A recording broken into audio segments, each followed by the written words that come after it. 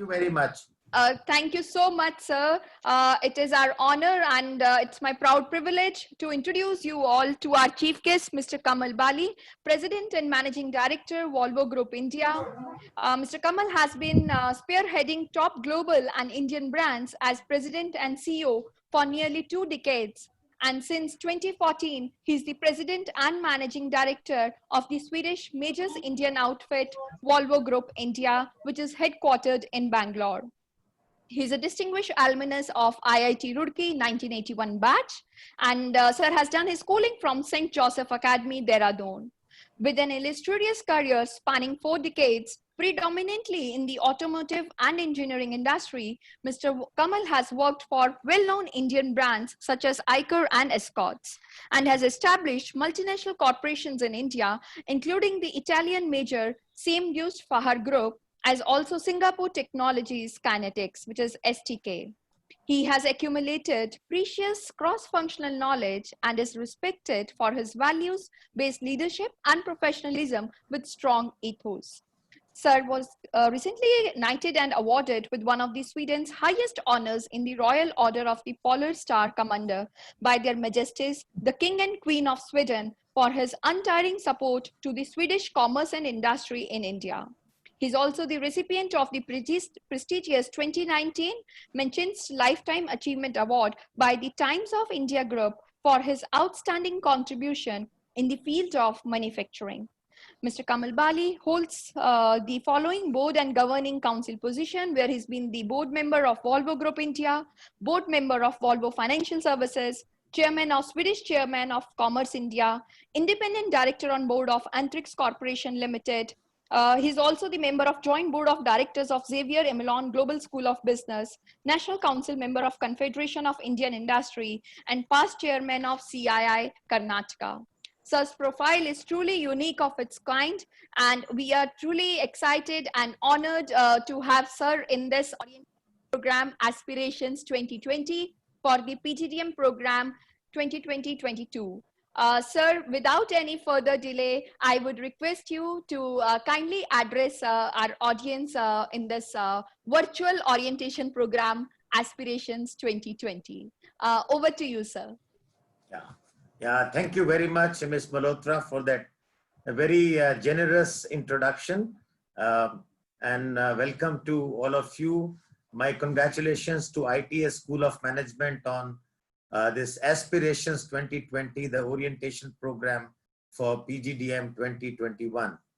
Mr. Arpit Chadda, Dr. Vidya Shekhri, Dr. Anusha Agarwal, Dr. V.N. Bajpayee, and Dr. Durba Roy, thank you very much and heartiest congratulations to you on this momentous day.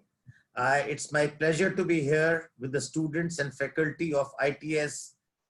It is indeed an important and a landmark day when so many young leaders of our great nation embark upon one of the most exciting phases of their life journeys, while others are already en route. It is actually also a phase that promises unique, game-changing opportunities like never before to build India for a new world. Heartiest congratulations to the new joinees. That is the batch of 2022 of ITS at this very prestigious institution about which you have already heard a little while ago. Well, today I will touch upon 3 or 4 important things which I wanted to share with you. I will touch upon the current situation, which I think is the flavor of the times, to discuss about coronavirus, state of the economy, and the opportunities which are presented to India. Manufacturing as the key to India's new India's story. I think I want to spend a few minutes with you all on focusing on trying to bring your focus on manufacturing as a potential career and a entrepreneurship opportunity for you all. Then I will touch upon Make in India. I think Make in India, because I think manufacturing is the cornerstone of the future of India. So I will touch upon that. And finally, I will close with summing up the road for success. What should be the road, the simple road for success for you youngsters as you step forward and embark upon one of the most important phases of your life. So friends, since the turn of the century, we have been in the midst of VUCA world, that is volatile, uncertain, complex, and ambiguous. Whether it was the 9/11 terrorist attacks in 2001 or the financial crisis of 2008 or 2009 that rendered several business models obsolete. You know that. And not a typical VUCA world is playing out like never before with the outbreak of coronavirus.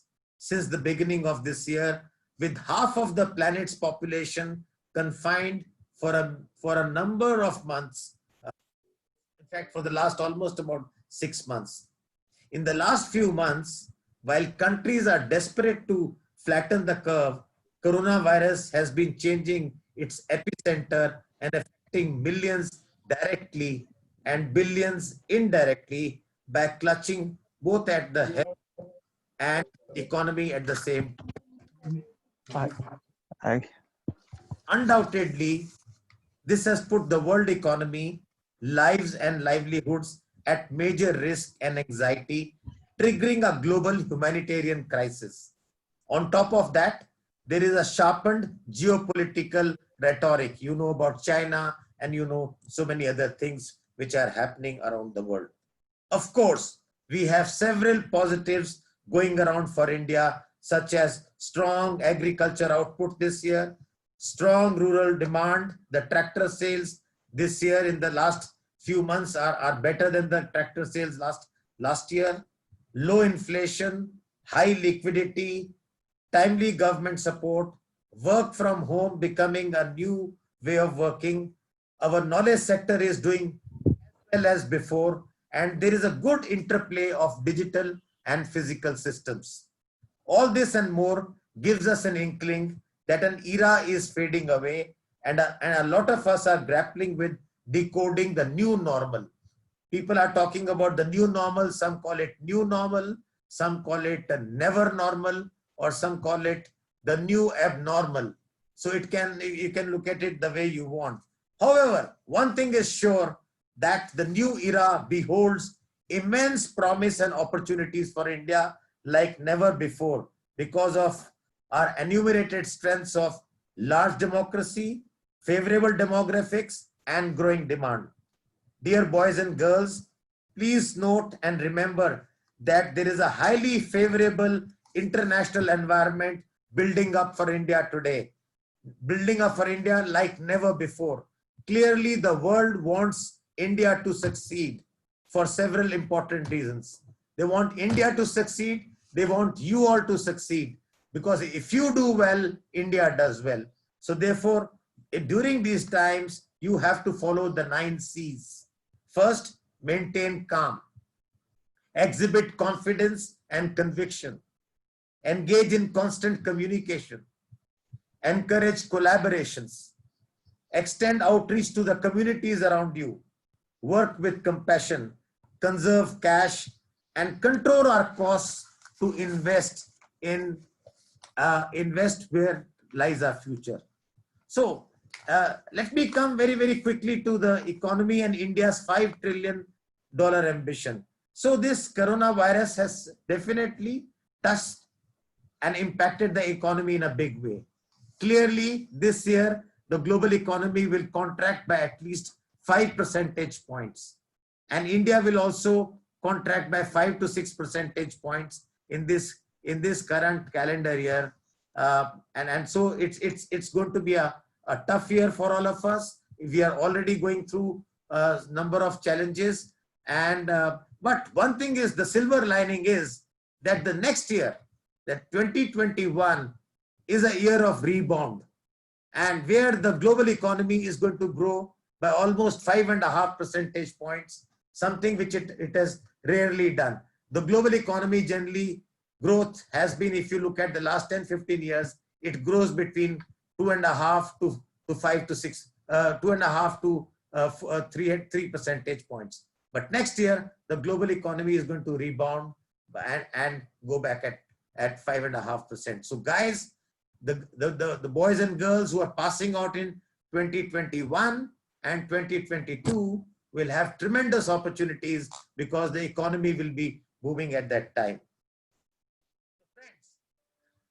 Another aspect to note is that despite this global crisis, India will continue to be a land of 1 billion opportunities, as demonstrated by the National Infrastructure Pipeline, which the government has committed to. 104 lakh crore is being spent on various infrastructure projects between now and the next 3 to 4 years. So boys and girls, you can be very, very optimistic and positive at the amount of economic activity which is going to get generated, and the jobs at the rural level, at the grounds level, which are going to get created are phenomenal. I can give you an example of this National Infrastructure Investment Pipeline. There are things like 9,000 kilometers of economic corridor. That's something very interesting. 10,000 kilometers of new speed rail, 40 kilometers per day of road construction, 100 plus smart cities, 100 more airports, and 111 inland waterways. All of this are going to go on, and this gives us the promise in a very, very big way. So there are lots of opportunities India continues to have if we can tackle this pandemic in a good way. I now move to one of the most important points of my narrative today. Focus on manufacturing is the key to new India story, boys and girls. It's good to be getting on services, IT, computer science, all of that is fine.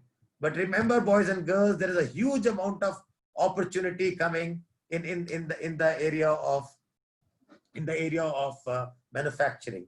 Let me discuss two statistics with you. And let me discuss one important statistics with you. The global manufacturing output is roughly about $15 trillion, of which China accounts for almost 30% of it. United States accounts for 17%. Japan and Germany about 7% each, and India accounts for a meager 3%. And now that's a very, very important point. With the geopolitical scenario, China cannot continue to hold a share of 30% of global manufacturing. What it means is this share of China is going to go down from 30 to maybe 15 to 20 or whatever over the period of next few years. And this 10% goes to whom? This 10% translates to almost 1.5 to 2 trillion US dollars.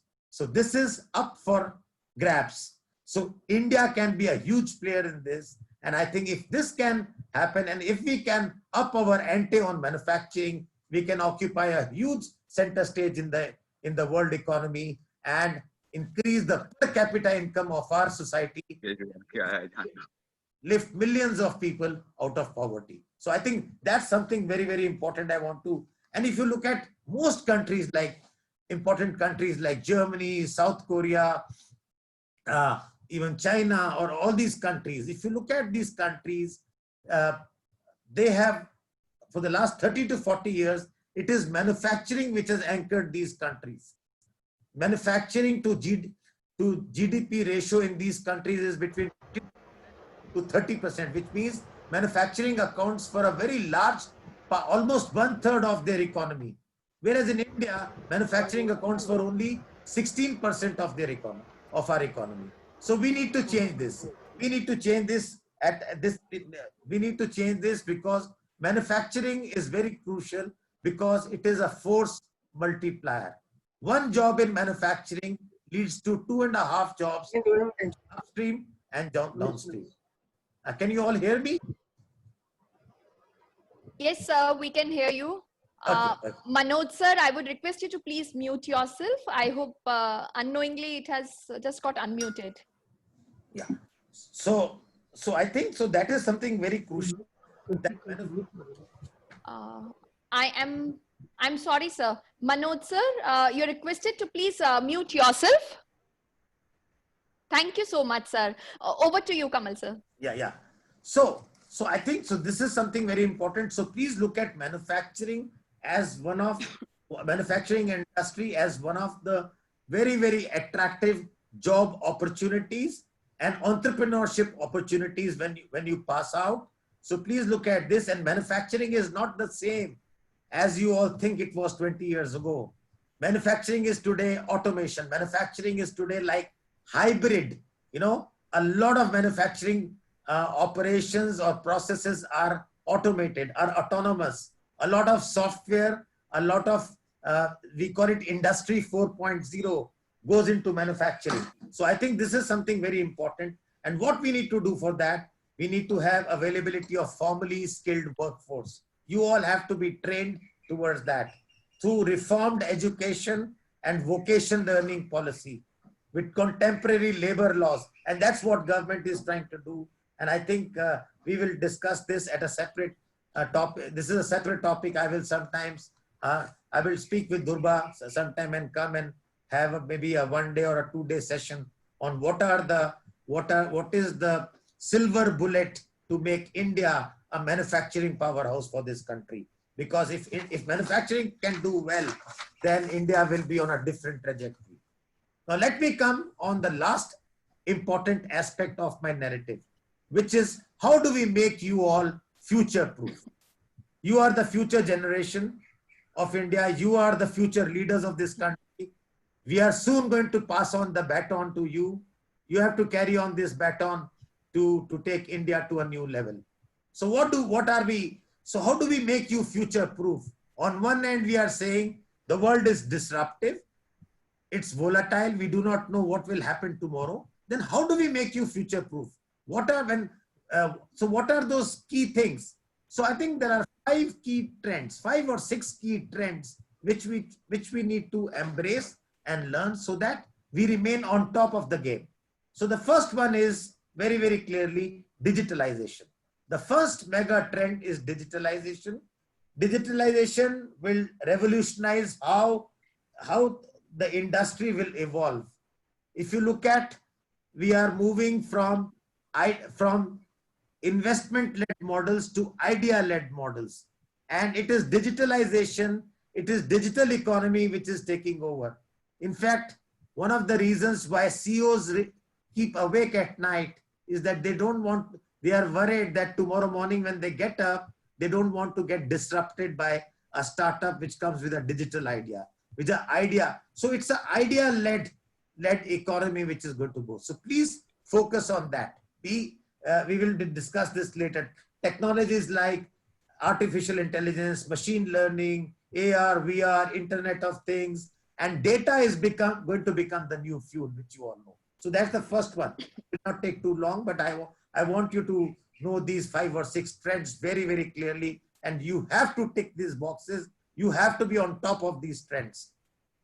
The second is rapid urbanization and changing demographics. In the year 1950, 30% of the world, remember, used to live in cities. In 2050, another 30 years from now, 70% of the world will live in cities. Imagine from 30% to 70%, the shift to urbanization. In India alone, over the next 30 years, 35 crore people will move from rural India into urban India. Imagine the kind of opportunities which we are going to create, the challenges and the opportunities. There will be challenges of more education, health, mobility, sanitation, so many things. And of course, challenges of congestion. So that's something very important. So remember, urbanization is going to be a key driver of change. How do we manage it? How do we provide answers? Those answers are actually opportunities for all of you. The third is shifting preferences of consumers and behaviors. Consumers do not want products anymore. They want solutions. They want solutions and outcomes. So, and there is no single company in the world which can provide 100% solution, 360-degree solution to a customer. which means the era of collaborations will start. Collaborations and partnerships is the third mega trend which is going to happen, which means you cannot work in silos. You have to work together in partnerships. And to work in partnerships, you have to learn to collaborate. And to be able to collaborate, you have to be transparent. Transparency will lead to trust, and trust will lead to collaboration. So that's the third thing which I wanted to share with you. The fourth is an era of holistic sustainability. Now, this is a very serious and an important topic. And so far, we have been talking many times of sustainability. Everybody loves to use that word in their annual report, one on sustainability. But sustainability has been more or less, let me say, a lip service so far. But going forward, sustainability is becoming real, is becoming for real. And when I say sustainability, what do I mean? Sustainability means that you have to tick 4 boxes. Number 1, whatever you do has to be socially inclusive. You can't do for one section of society, just for the upper strata of the society. You will have to cover the entire spectrum of socio-economic society. So socially inclusive. Second part of sustainability is environmentally friendly. Whatever you do not mortgage the environment from our future generations. You can only use environment to the extent you are allowed to. We are already using 40% of our future environment already today, which is not fair. So we have to be environmentally friendly, right? And the third piece is whatever you do, it has to be economically efficient, which means that it has to be affordable. It has to meet the aspirations of lots of people. It has to do more with less, maybe circular economy, reuse, don't waste. Go back to the old Indian ways when we never used to waste. My grandmother, my parents never wasted anything. No food was wasted, nothing was wasted. We recycled, we reused, and we only cooked as much was required.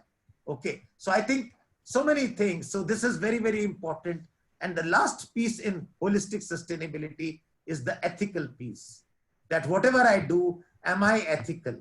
Am I ethical? Can I tick the box of ethics? So holistic sustainability, if you follow the path of holistic sustainability, you will probably be the most successful entrepreneurs and employees the companies will have. I'm repeating: economically viable, socially inclusive, environmentally friendly, and ethically correct. So that's the fifth or fourth mega trend which is going to define. And the last trend, which is the most important to my mind, or is the most dramatic, actually all are important. The most dramatic one is changing job skills. The jobs are going to change. Boys and girls, don't get scared, but let me tell you that 48% of the jobs which exist today will not be there 10 years from now. 48% of those jobs will vanish, will get away. But does that mean there will be no jobs? No, there will be many more jobs. So new jobs will get created. Thanks to new technologies, the AIs, the machine learning, and different ways, holistic sustainability. So there will be, as a consequence of these trends, new jobs will get created. And for that, you have to be well prepared for that. And your college will help you, I'm sure. And I think a lot of this new education policy is going to be very helpful. Multidisciplinary knowledge of things. You have to have soft skills, very, very important. Emotional intelligence, emotional EQ quotient has to be very high. Creativity, critical thinking, decision making. These are the things. Good communication, can do, and a positive attitude to things. I think these are flexibility, adaptability, ability to change on the fly. I think these are the skills of the future. In addition to so I would request the management of ITS, please, while you are doing a great job, you are a prestigious institution, please incorporate at least one semester, if not more, on some of these topics which I talked of. And this can be made into a very, very major topic. And I think 1 semester of your time should be spent doing internship with institutions all across. So I think these are some of the things which I wanted to share with you, the 7 mega trends. And finally, to say that the new road to success is basically ROAD. Road stands for ROAD. R stands for reimagine and reset your mind. This coronavirus has actually nothing but a reset. It is actually a pause button. It is a reminder to all of us that Mother Nature is crying. That it's a phase of renewal. It's a phase of resurrection. Go back to basics. Imagine while you embrace new technologies, but go back to new, older values of life. I think that will take you very, very much ahead. Engage in open conversation. Challenge the stereotypes. Boys can do this, girls can do this. These stereotypes have to be thrown out. Everybody can do everything. Okay, that's the physical and digital systems will permit you to do everything. O, second in road, O. O is organize for future. When you are setting up anything, think of new technologies, think of new business, the potentially new business models, and think of collaborations. Who can be my good partners? The future will belong to people who have more partners and good friends. Friends and partners will decide your future. I think that's something very, very important. And the third alphabet in road is A. A stands for advance, advance with agility, which means be fleet-footed. Do not take time to turn around things. Do not take time to change. So that's very, very important. Sharpen your antennae, act and adapt. Waiting is not an option. Act, act, act. Waiting is not an option. And the last alphabet in road is D. And this I've already talked. D is digitalize. Digitalize everything what you can. Identify digital opportunities. Make data a strategic asset.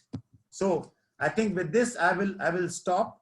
I will talk to, please, if you have some questions, I'm willing to take those questions. At the end, I would like to say that a crisis does not make a leader. It only unveils the true ones. Okay, so we must not waste this crisis, boys and girls. Coronavirus is a God-sent opportunity. Okay, while it's sad that some of our friends and some of our close dear ones have lost their lives, but other than that, that of course is a very, very sad thing. But remember, other than that, coronavirus is providing an opportunity to India, a level playing field to India, where we can not only leapfrog, but pole vault much, much ahead, you know, and take the world by a storm. The whole world wants India to win now. There is a huge rhetoric against China. There is a huge, people have learned that India is a reliable country. So please make best use of this opportunity. This crisis is a huge opportunity. They say never waste a crisis. And in every cloud, there is a silver lining. So use that silver lining. We must not waste this. And let's go back from here with key operating words such as change. I will repeat, change, optimism, reset of mind, Atmanirbhar, leadership, agility, flexibility. Okay, these are the things with which you can really march forward, make India proud, and lift millions and millions of people in India out of